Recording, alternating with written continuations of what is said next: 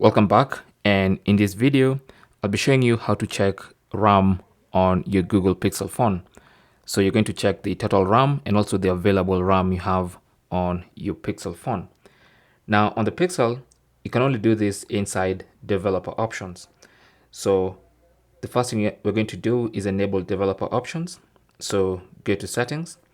On the main settings page, scroll down to about phone, tap on that, and then scroll down to build number, tap on that 7 times. It's going to ask for your password, PIN, or pattern.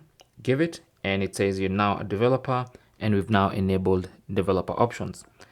Now to access developer options, again, you need to go back to the main settings page and then scroll down to system, and then under system you should see developer options, and you can tap on that and get inside developer options.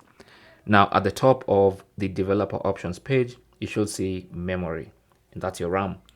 So it says we have an average of 5.3 gigs of 12 gigs memory used.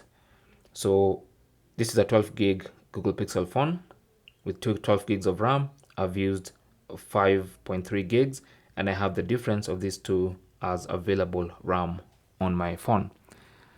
Thanks for watching. Leave your comments and questions down below, and good luck.